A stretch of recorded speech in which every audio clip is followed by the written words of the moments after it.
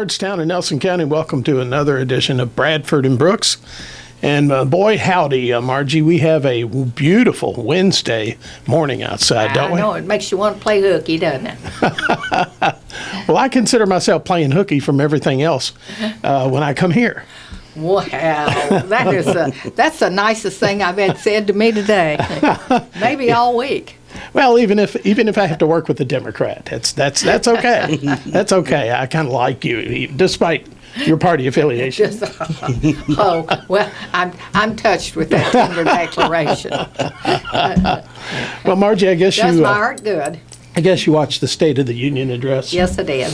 Well, I didn't watch it, but I've been watching the recaps and the summaries. So, anyway, I tell you, the United States is in between a rock and a hard place when it comes to the Ukraine and sanctions. Yes, they are. You know, and not to get into a political discussion here, which of course we will, but he says that he does it. As I do it, right? 2 years ago, we were energy independent, and after President Biden came on, he made some moves that took care of that. We're not so independent. Well, now if you're the United States and you want to put sanctions on Russia for going into Ukraine, well, guess what? We are dependent on Russian oil now, since we're no longer energy independent. So how do you that's like fussing at the schoolyard bully who brings your lunch every day. You know, how do you say you shouldn't do that, and wag that finger at them, and then they'll, without making them so mad, they cut off your oil? It's a conundrum. Well, in Germany, one of our big NATO partners, they get, I think, 40-some% of their energy, oil, and natural gas through Russia. So they're in a pickle too if push came to shove. Right. And the Western oil companies are cutting ties with Russia, canceling a big pipeline. Well, and even the liquor stores are cutting ties with Russian vodka. And yes, they are, and it's going to be interesting to see how this plays out. Right. It's nothing is ever simple, Jim. No, and especially the geopolitical. And situation. It isn't. And if America wasn't standing up for the Ukraine,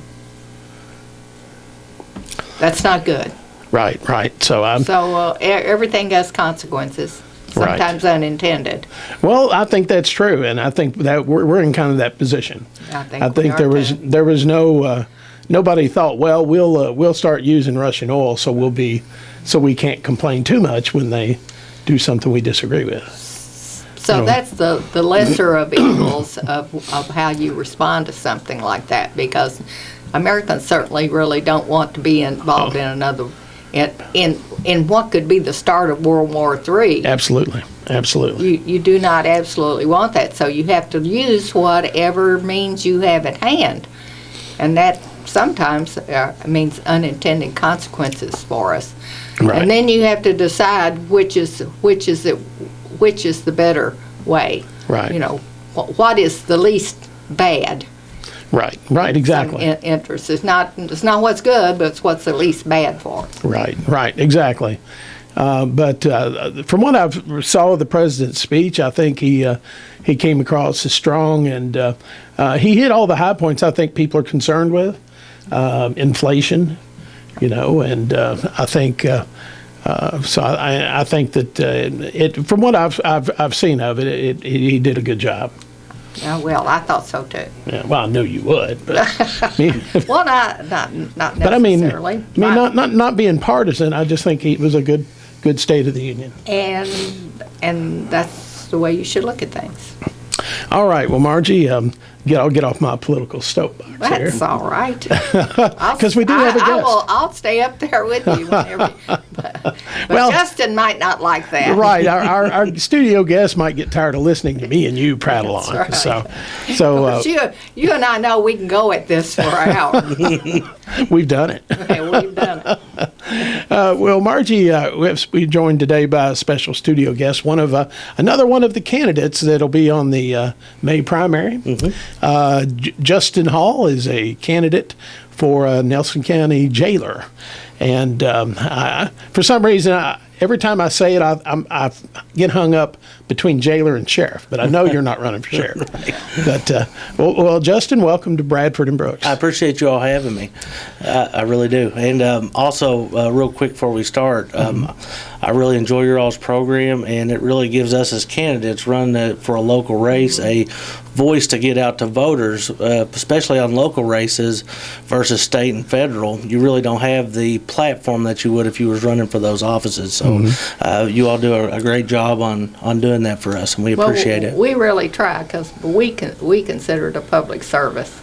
Right, absolutely. That it's good for the candidate. It gives you a chance to get your story out there, but the public gets a chance to hear from you. Absolutely. And especially in local races where you're not spending a lot of money, and where it's not, you just don't have time, but you don't have time to get around and knock on every door. Right, absolutely. And this gives you a chance to say who you are and what you stand for. Absolutely, and I appreciate that. I really do.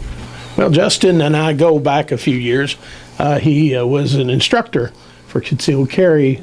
Yes, sir. That's been a few years back for my wife and I. And we keep our permits up, and I don't carry much, but it was important for us to get to go through that, and it was a good education, despite the video. Yeah, right. Yeah, the mandatory video. Right. That's what always gets everybody. Right, but anyway, I still appreciate the work you did and doing that. I appreciate that. All right. Well, Justin, tell our listeners a little bit about who Justin Hall is, and what your qualifications you think for throwing your hat in the ring for Nelson County jailer. Thank you, Jim. Of course, I'm Justin Hall, and I've been a lifelong resident of Nelson County, born right down the road here on New Haven Road. My dad's Victor Hall. He's Untitled Hall Construction, been building houses for 40-plus years. My mom retired from Town and Country Bank, was Farmers Bank. My youngest recollections is when it was Farmers Bank before it switched names. And so my roots are here in Nelson County. When I went to Bethlehem High School, and after I graduated there, went to ECC and majored in IT work. I've always been really passionate about computers and stuff, but there was also a part of me that really liked public service, and the law enforcement field always interests me. And a computer doesn't really talk back to you unless there's a problem and errors and dings goes off. So I knew several police officers, and I wanted to get into the law enforcement field. And several of them recommended me starting out at Hardin County Detention Center when I started 21 years old. I originally was going to turn into a stepping stone to further into the criminal justice system. It turned into a career. I started out as a deputy at Hardin County Jail in 2006. I worked my way up all the way from corporal, sergeant major to lieutenant. I was the internal affairs officer for the jail, also the IT director for the jail, so I had several different hats. And according to our organizational chart, that put me at third in command in the jail, and we had about 70 employees and about 700 inmates that I was in charge of. And over the course of that, I had a really good career. When my daughter Victoria was born, I decided to stay part-time in the correctional field and go full-time as being dad and in IT. And so now I'm part-time at the Nelson County Jail. I work with Buck Snellen down there, and we've made a lot of good changes at that jail. There's still a lot of work to be done, and I'm wanting to use my skills and experience I learned over the course of that career. I think it'd be beneficial to the county and to the jail, because I've worked every aspect from booking an inmate in to all the way to dealing with an internal affairs investigation with staff, and even helping the jailer prepare budgets and state jail inspections. And while I was at Hardin County, when I took over the a lot of the preparation for the jail inspections, we scored almost perfect on every one of our inspections throughout the jail. So I really take pride in that. A lot of people in the public don't see what goes on inside a jail, but inmates do. They talk to their families and stuff about the conditions. Other officers see it as well. And so to me, I want it to show that, okay, whoever's running this jail has a clean jail. You know, they take pride in what they do. And the ultimate goal is to keep our community safe. There's bad people in that jail. And the ultimate goal at the end of the day is for the public to be safe, the deputies to be safe, and also you have to look out for the inmate safety, because that inmate in there has moms, dads, sisters, uncles, and stuff that, you know, are not criminals, and they expect their family member to be in the same condition when they get released from that jail. So that's a big responsibility all the way around. What would you do differently? I mean, if, you know, I always use the analogy, if I were queen, this is what I would do. Absolutely. So if you were king of the jail right now, what would you do differently than what is being done now? First thing I would do is I'm going to go line by line on the budget. Every contract that we have, everything that we have. I'm going to, a goal of mine is to keep county taxpayer dollars in the county. But of course, you know, you have to look at your bottom line as well. So all of our contracts that we have, when they come up to expiration, I'm going to, you know, go through the standard bidding process. You know, if it meets the criteria, we're going to look at everything that we can to try to save the taxpayers' dollars. That's number one. Number two is safety and security. Our jail, when it was built, doesn't have what most jails have now called a sally port. And it's basically where... It's a what? A sally port. It's called a sally port. A sally port. And basically what it is a big garage that... when somebody's arrested, they actually pull up into the jail. The control room shuts the door. So when that prisoner gets out, they're locked in. You know, they can't get out. And that's what a sally port is. That's what a sally port is, yes, ma'am. And you don't have it now. We do not have it now. All we have is an electronic gate that's up there. And what I'm wanting to do, and that's not, and I have to be really careful because I do not want to be the reason for our taxes to raise. Right. I do not want to be the reason for anything to affect the bottom line on the budget. I want to run a very, very tight budget as much as I can. And what I'm going to do first half is I'm also going to look at grants as well to see about getting a body scanner. I'm going to reach out to Homeland Security, TSA, and I'm going to try to get that equipment without using tax dollars firsthand. Now, there may be some expenses that come with that. That we'll have to look at, but with the opioid crisis that we got going on, we have to have, there's more tools at our disposal, because unfortunately under Kentucky state law, a lot of people don't realize it, is that you cannot strip search everybody that walks into jail. You can do a pat down. You can have somebody that's never had a criminal record that gets pat down. They may have heroin hidden on their person that's not felt during that pat down. And legally, you cannot strip search that person. If they don't have a felony criminal history, you cannot do it. If it's just a DUI, no criminal history, and there's no reasonable suspicion to search that person, you cannot. And that's how some of your drugs and contraband get into these facilities. So I want to utilize as much tools as we can.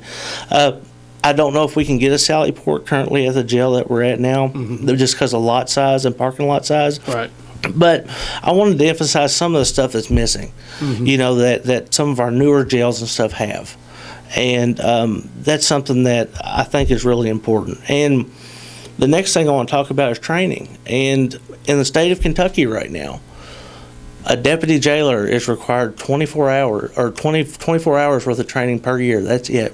A hairstylist, barbers, have to have 1,500 clock hours before they get their certificate, which I pulled up. And barbers and stylists do a great job, don't get me wrong, but we are having people that's put in the line of fire with murderers, you know, people that's charged with rape, with 24 hours worth of training. I mean, the police academy is 20 weeks long, and they consider it basic training. Right.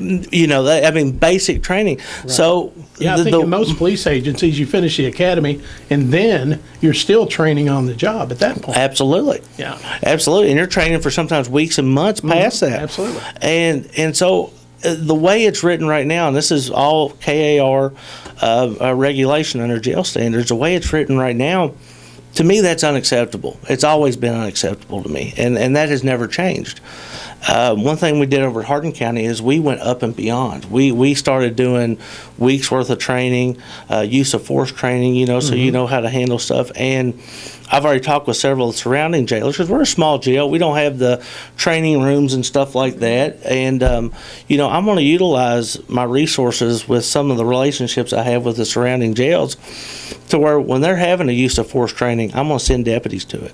When they have pepper spray training or taser training, I'm going to send them to it. I'm going to utilize our sheriff's department here whenever they have trainings going on up there. I'm going to send our deputies to it. And I want them to have all the tools that they need. And even in 2006, when I started in Hardin County, I was trained for 2 weeks before I saw really the first inmate or had the first contact. And then on top of that, I was teamed up with another officer that worked with me for almost a month. And so not every jail does that, but that is the training and stuff. If you don't want a situation on third shift where there's a medical emergency to where the deputies do not know how to react, everybody always falls back to their training. Even when we did our concealed class, I always mention you fall back on your training. If you don't use it, or practice shooting, you don't, when the situation arises, you don't know how to react to it. Yeah, so that's several steps, and I'm sure we could go on to. I have a whole running list of it, but that, to me, starting out is going to be my focus, and then also the secondary thing that I believe is really important is if you look at every jail, you was to take Hardin County, LaRue County, all of them take their populations. 20% of their populations is what I consider the worst of the worst. The people that do not need to be out of jail, the people that will reoffend, that are charged with rape, murder, assault, robbery, and the other 80% are predominantly drugs. In 1970, when the Controlled Substance Act passed, that set the state and the United States into being the incarceration king of the world, and then it went from rehabilitation to warehousing. So we take an addict now that we'll lock them up for 4 years, and the first thing they want to do when they get out of jail is go back to that high, go back to that fix. We are not fixing the problem. No. What we're doing now is not working. Nope. So I want to offer every available resource to that 80% of people that will take it to get them some help, because treatment only works about 30% of the time. Right. So it's not. I'm going to be honest with everybody. I cannot fix a problem by myself. I'm only one small part of the judicial system if I'm elected jailer, and but I'm going to utilize that office to help people. And there's some people that are lifelong criminals, and that will try to abuse that. And those are the people we want in jail, we want incarcerated. But I'm trying to reach that small percentage of people that want that help, that's going down that road. And maybe we can save them from overdosing. Maybe we can save them from stealing to get their next fix. And so that's going to be one of my primary focuses going into office, because I've had friends that have overdosed. I've had people that I know that have lost family members to it. And what we're doing now is not working. Justin, it was interesting. You mentioned the body scanner. I was working after fiscal court. I usually stay in the courtroom and write my story for WBRT about fiscal court.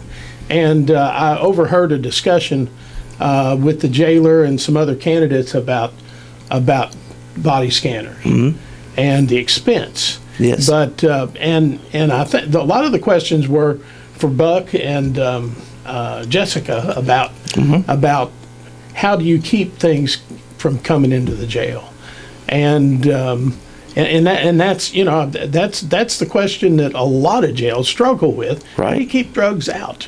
And that's seen as one way to do it, but even even that isn't foolproof. Absolutely. But it's we need everybody's looking for that solution. How do we keep drugs out of the jail? Right. So that we don't have in-house overdoses or deaths. Right. And I will say that it is a long-term battle, and a lot of it has to do with finding the fine line between an inmate's constitutional rights, the rights that we're allowed to do under KAR, and the rights that we're allowed to do under our own policies.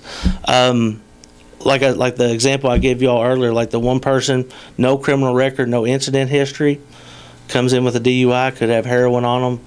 We can do a pat down. Now, if we feel something on the pat down, we can go further. Legally, we can go further. But that person could go get changed out and it's introduced into the facility. Hopefully, if we added another tool like a body scanner, maybe that would have showed up. Right. But the contraband issue inside of a jail is an ongoing battle. And the best way I can describe it, to use an analogy for it, is that every week you always take your trash can out to the end of the road, the garbage man picks it up, it's empty, you go wheel it right back, and then slowly stuff starts adding back into it, right? The jail's the same way. You have to constantly do pod searches. You have to get your deputies in there to do searches. And we have to do it in the confines of the law, unfortunately. And a cavity search takes a court order and a medical professional to do it. Well, it's invasive. Yeah, right, absolutely. Yeah. And, and I can see that. And, I see both sides of the spectrum. You have somebody that got their first DUI, maybe the only time they're ever arrested, never been in a jail situation before, and all of a sudden they're asked to strip down and do stuff like that. I can see how that can be a complete shock to somebody. But at the same time, that person could have a weapon on them or anything else. We don't know. So there's really a fine line. And a lot of this that we're talking about right now has been battled out in federal court. Right. And so a lot of the operating procedures that we're using right now is based off federal case law. I mean, lawsuits that other jails have lost, trying to defend it. And so my goal as jailer, of course, is to keep the deputy safe, inmate safe, and like I say, public. And in order to do that, we have to utilize everything to our ability. We need to get a body scanner, and again, I want to do it without hopefully spending any taxpayer dollars. Right. That's my goal. Number two, everybody needs to be pat down. Sometimes you get complacent in your job, and a bunch of people's in. They could pass something on to somebody else. As soon as they walk that door, pat down. And then next thing we need to look at, too, is that there's what they call a strip search decision tree. KCO puts it out, and it's basically what we use at Hardin County. It's like a yes-no flow chart. Right. Is this person in here on a felony charge? Yes? Okay, strip search. And we have to be sure that is followed as well. And if we utilize all those tools, will we put a big damper on it? Yes. I do believe that anybody that says that they can completely stop it out of a correctional facility would be lying, because there's loopholes. There's loopholes, and one of those is the intake process. That's where, if something's going to come in, that's where it's going to come in at. Right.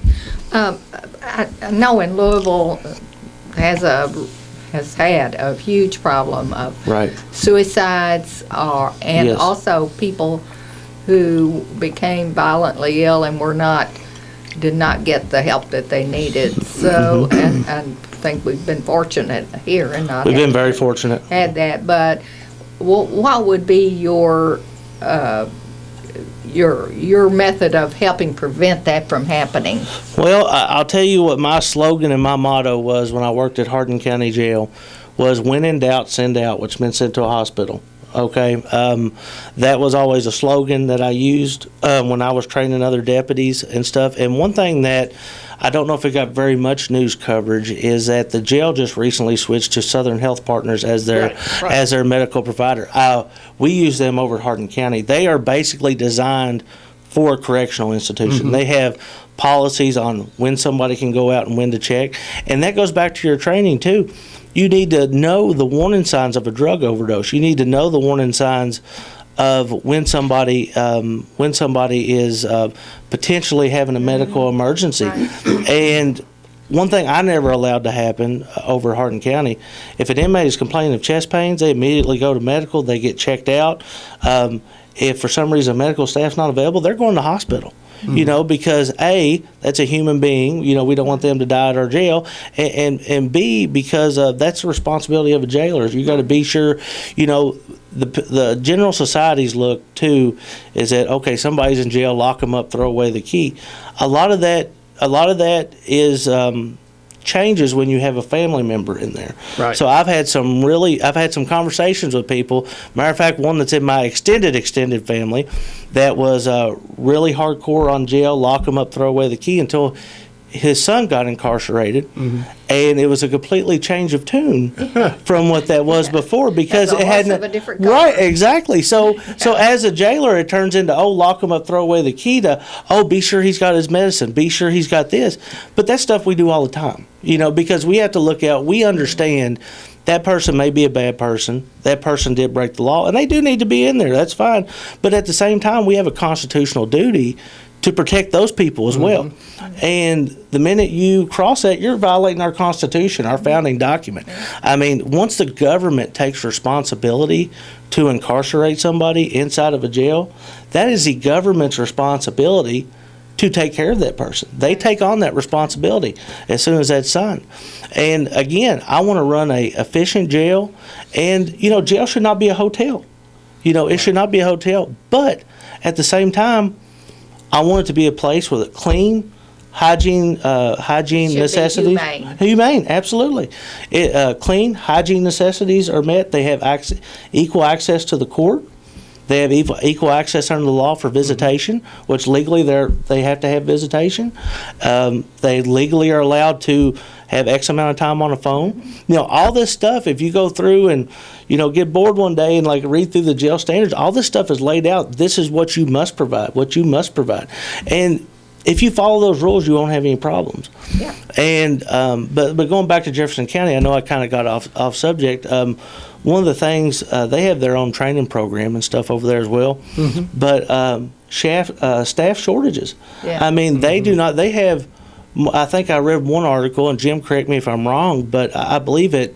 You know, they're the largest jail in the state of Kentucky, and at one weekend had like 3 or 4 officers working on the floor. I know. Yeah. I mean, and we have more than that. That's Yeah, incredible. right. And Nelson County has that. We have 100 inmates, and we have that amount of officers working for us. So can you imagine? So you can't be everywhere at one place. And under state law, a deputy on a normal dorm has to do a 1-hour check. There has to be 3 head counts every 24 hours. I normally like exceeding that. I like 20 minutes. I like to exceed those. On suicide watch, the standard is 20 minutes. I like to go 5 to 10 minutes staggered. And you don't want it to get into a routine with an inmate. Well, it's coming up on 2 o'clock, you know, Deputy John Doe's getting ready to make his rounds. Right. You don't want them to know when you're going to show up to that cell. So there's a lot that can be done there, and a lot that can be better. And so John Bucksnell has done a wonderful job down there. I mean, I've worked with him for 3 years. He has fixed so many things that needed to be fixed.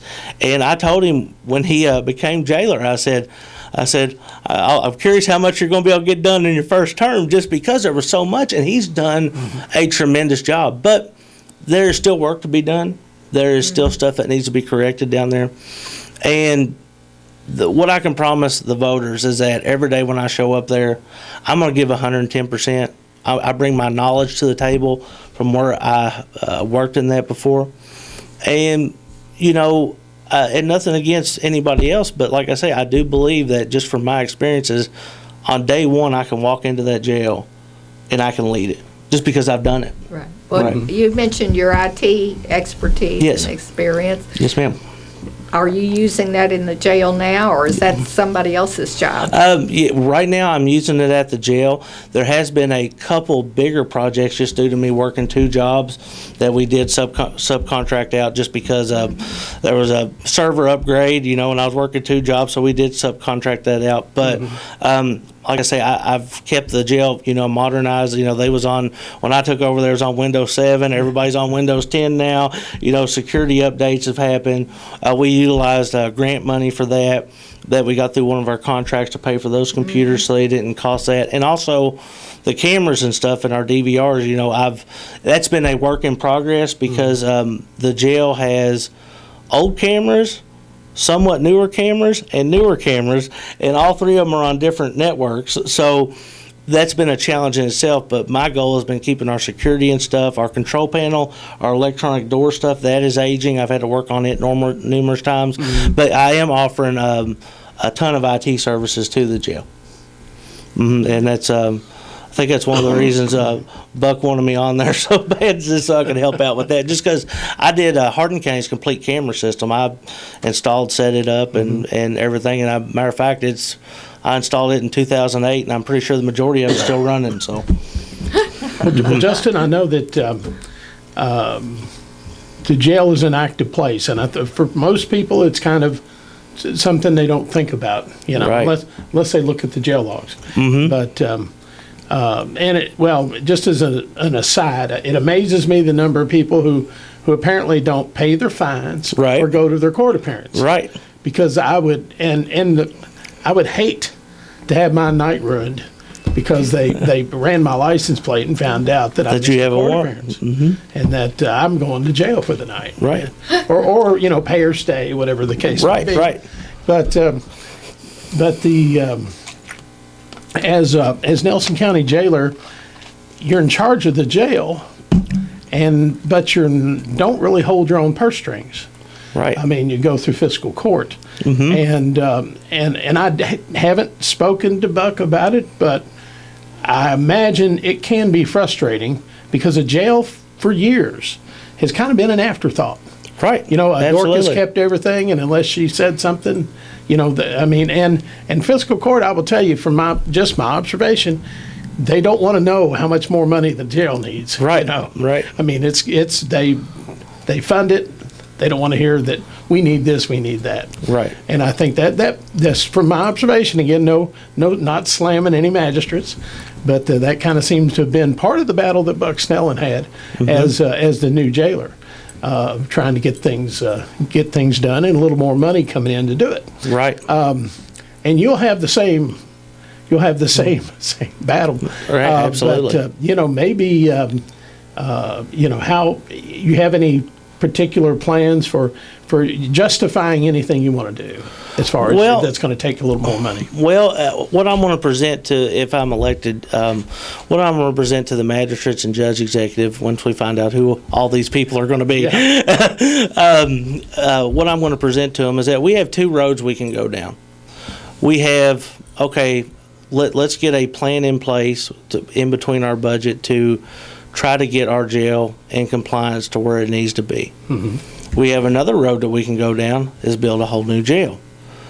The whole new jail road is pretty scary, but what I will say is I do have plans that if they do decide to build a new jail, we can operate this jail under almost the same budget, if not less, because if you look at Grayson County, you look at Marion County, they are almost completely non-funded by taxpayers. They have, if you look at their budgets, what happens is Grayson County is a smaller county, Marion smaller county. They house state, federal prisoners. The state pays roughly $34 a day for a state prisoner. The feds pay roughly around $50-something a day. And that money helps offset the cost. Now, what we have at Nelson County right now, we have a 103-bed facility, and it's full. And or overfull. And we before COVID hit, we was averaging, and I'll have to look at the records to be sure I'm not telling a lie, but my memory tells me that we was running between 130 140 inmates. Right now we're about 100. So that's not going to stay that way forever. This is kind of the in between point before, as COVID dies down, and especially when it gets warmer, tends to be a lot more arrest when that happens. So really what we're going to have to do is we're just going to have to look and see if we're wanting to build a new jail. So if you build a new jail, it would be a bigger jail and able to take these other people. Federal and state prisoners. If we want to do it, what I would say would be fiscal responsible as far as the money goes, because if we build a jail just to meet our needs, it's going to become even more of a tax hole than what we got right now. if we can get it to where, like over Hardin County Jail, our county inmates, we had 648 beds. Our county, we're fifth largest in the state.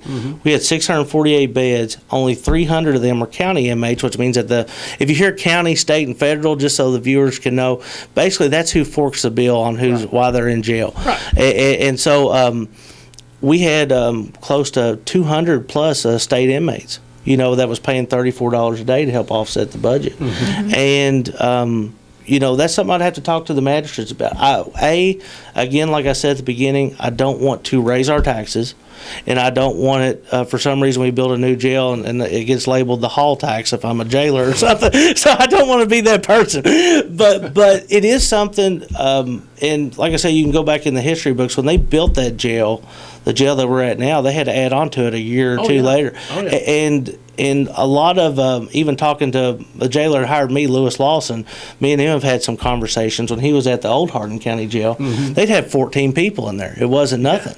And then all of a sudden, with the drugs and everything else or whatever, it turned into everybody needs bed space. And one thing I do want to mention real quick, I know there was talks in the past, some people said, well, why do we even need a county jail? Why we even need a county jail? And one thing I will say to that is that, this county is growing.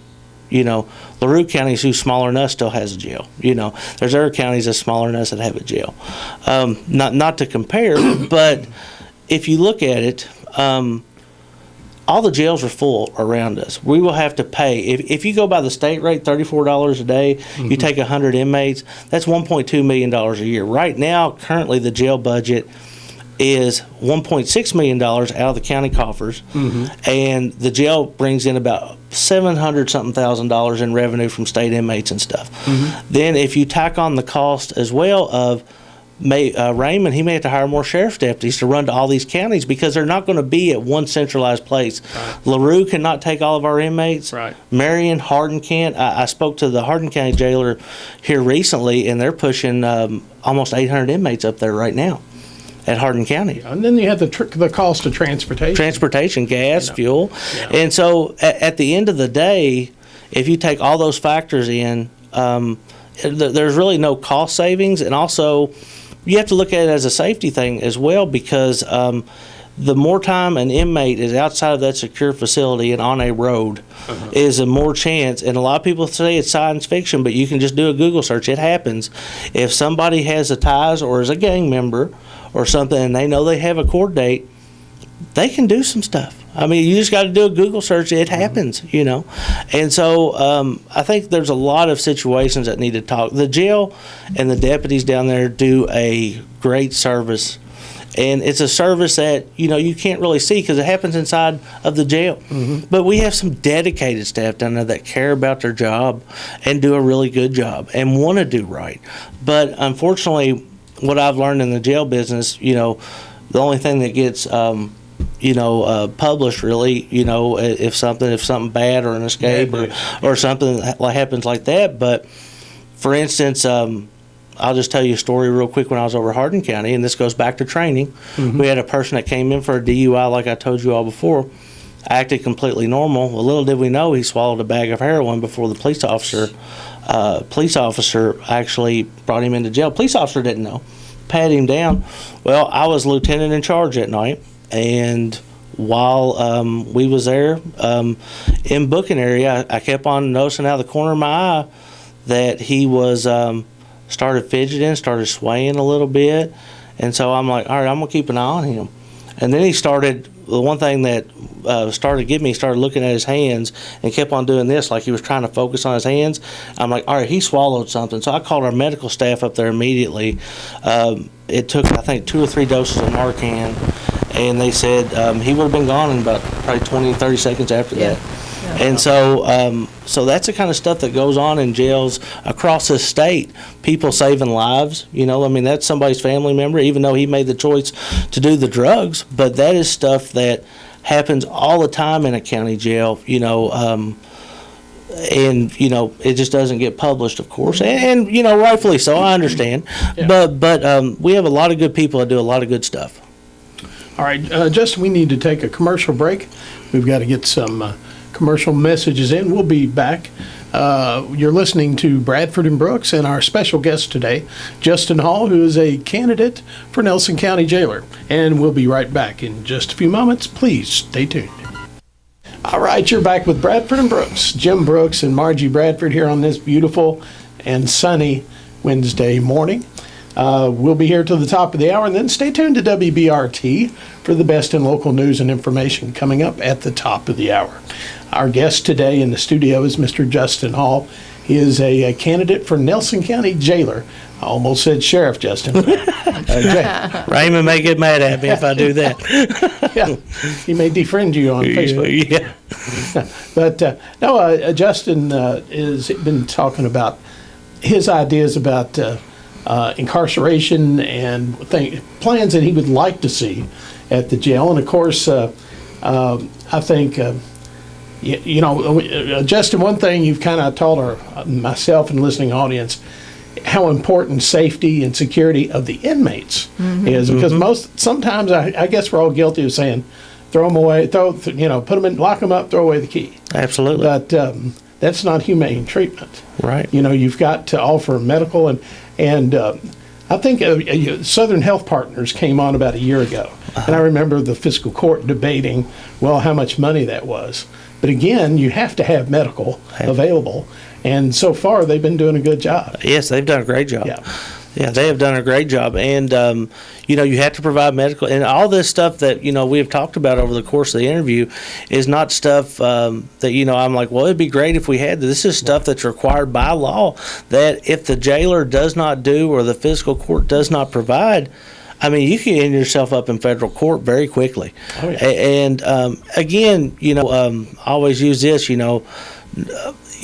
I am tough on crime as far as, there are people that need to be in there. And I don't want anybody to take my platform as trying to help some people as being weak on crime. That's not the message here. The message is that there's people in there that we can help, and we have a duty to help, because if somebody has a drug addiction, we're not going to lock them up for 3 months, release them out, and they're all of a sudden rehabilitated. They're going to go back to doing drugs, possibly overdose and die, or they're going to go and steal something to get their drug. And it's not really. From what I've seen, it's not really like their character, but when somebody has a drug addiction, they're going to do whatever they can to get that next fix. It's an addiction. It's Absolutely. a disease. Yes. Right. All right. Let's see. Justin, the primary is Tuesday, May 17th. Yes, sir. All right. And seen your truck and your signs around just about everywhere. Yeah, well, I appreciate it. I think you were now, I always keep track of this for some reason. I guess because I'm a political animal. But I think you were the first to have signs out. Yeah, I believe I was, yeah. And I didn't want to post them everywhere, but over my parents, I put one out just so people down in my area would know I was running and stuff. Yeah. And there's getting ready to be a whole lot more come out here before too long. Well, I think we saw it when we went down to either New Haven or Immaculate Conception at Culvertown. I don't we were down New Haven Road, and I saw Justin's got a sign out. So, yeah. Anyway, and I know you're real active on social media too. Oh yeah, absolutely. Yeah. So if people are interested in contacting you, they can go to your social media page, look you up on Facebook. Yeah, look me up on Facebook. It's Justin Hall for Nelson County Jailer. I believe I got the county abbreviated CO, but they can pull me up there. I have a lot of information about my history on there, kind of some of the stuff that we didn't touch on here, and kind of some of the plans that I have as well. And I urge everybody to, especially not even the jailer race, but all the other races, research your candidates. Me personally running, I feel like that I'm the best choice for the job, but do your research. Know everybody that's running and make your best choice. All right. Well, I think that's good advice for all of us. Yes, it is. And things that's like, what we're trying to do. That's right. That's why we are inviting all our candidates in, and we appreciate you taking time to come. I appreciate you both for having me. All right. Well, you will. The winner of the jailers race in Nelson County will kind of inherit everything that Buck's done, and all the things I'm sure there's still things left undone that the next jailer will deal with, and one of those will be fiscal court. and, Yes. and the purse strings. But of course, we'll have a new fiscal court, a new judge executive. So it's Yeah. going to be It's going to be exciting times to see how everything plays out. It really will be. right.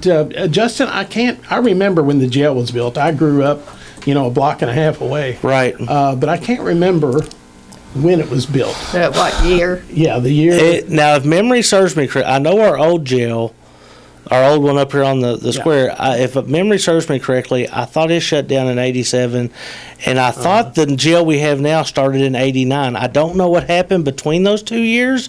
If but the research I've done on it, there was like a 2-year discrepancy, and I'm sure there's somebody on the radio that's yelling at me right now saying no, they went directly over, but that was about the time frame, and I think the addition happened around 91, 92. I think Dorcas mentioned that to me before, is they ran out of room almost instantly as soon as they opened the door. Right. All righty. Well, and I think most everybody recognizes that the jail is really could stand replacement. And I know that the fiscal court has talked about that in the past and opted not to at that time. Right. But that'll be a decision for the future. Right, absolutely. All right, Justin, thanks again. We're just about out of time and appreciate you coming in. All right, thank you all. I greatly appreciate it. Thank All you, right. Justin. All right, thank you very much. All right, Margie, we'll be back next Wednesday with another Bradford and Brooks. Yes, and I we will see you then. All right. Everybody have a great week.